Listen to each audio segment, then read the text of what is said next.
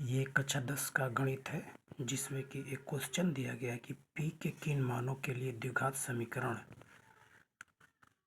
3x² minus 3x² minus 12x plus p plus 3 बराबर 0 के मूल बराबर होंगे। मतलब इसमें p का मान पूछ रहा है, तो सबसे पहले हम द्विघात समीकरण का मानक समीकरण लिख लेंगे। द्विघात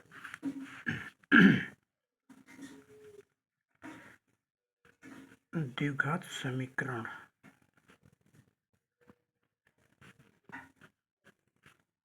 द्विघात समीकरण का मानक समीकरण। तो द्विघात समीकरण का मानक समीकरण होता है ax² plus bx plus c बराबर 0। तो इसमें हम देखेंगे तो उस समीकरण की तुलना करेंगे, अर्थात 3x² minus 12x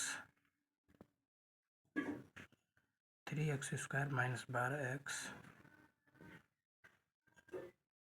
plus p plus 3 बराबर 0 की अगर तुलना करेंगे तो यहाँ पे अगर आप ध्यान से देखेंगे तो यहाँ पे x² है तो यहाँ भी x² है, तो यहाँ पे x² का जो कोएफिशिएंट है, जो गुणांक है, वो क्या है तो a है।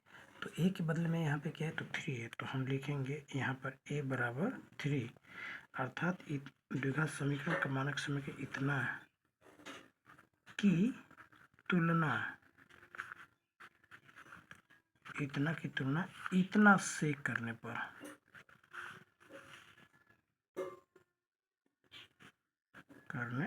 तो यहाँ पे a बराबर क्या हो जाएगा 3, b बराबर क्या हो जाएगा b बराबर हो जाएगा, यहाँ पे x है, b का कोएफिशिएंट मतलब x का कोएफिशिएंट b है, अर्थात x का जो बदले में जो गुणक के रूप में b है, तो यहाँ पे x का गुणक के रूप में क्या है -12, तो हम -12 c के बदले में ध्यान देंगे तो अचर पद बोलते हैं c को।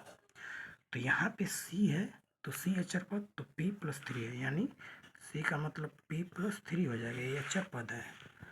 अब इसको हम एक सूत्र होता है कि जब मूल बराबर हो, जब मूल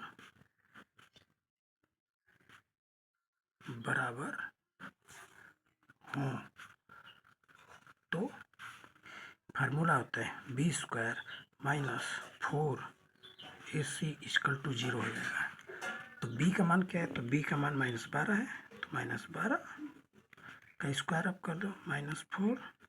a का मान क्या है तो a का मान है 3, एक गुणा होता है, ध्यान दिए, डॉट का मतलब गुणा है। c का मान क्या है p प्लस 3 है, इक्वल टू हम 0 कर लेंगे। यहाँ पे 12 का -12 का वर्ग करेंगे तो -12 गुणे -12 -4 12 p प्लस 3 इक्वल टू 0।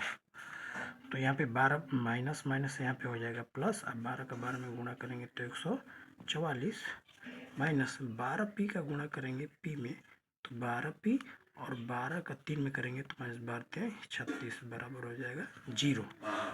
तो यहाँ से हम क्या करेंगे 144 में से 36 घटाएंगे 144 में से, तो यहाँ पे घटा लीजिए बगल में 144 36 घटाइए 14 में से 6 गया 8, 3 में से 3 गया 0 और यहाँ पे 1 यानी 108, यानी 108 माइनस 12p इक्वल टू हो जाएगा 0।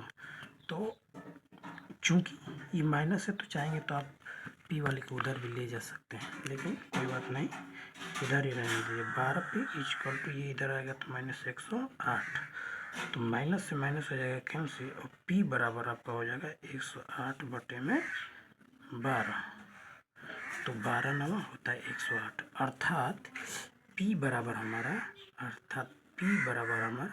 9 आंसर हो जाएगा। अर्थात P बराबर हमारा क्या आंसर आएगा 9, अर्थात हमारा जो P का मान है वो 9 आया है। दोस्तों ध्यान दीजिए, ये बहुत ही खूबसूरत सवाल है और आपके बोर्ड एग्ज़ाम में आ सकता है, इसलिए आप समझने का प्रयास करिएगा। और ये वीडियो आपको कैसा लगा हमें निश्चित रूप से बताएंगे। धन्यवाद।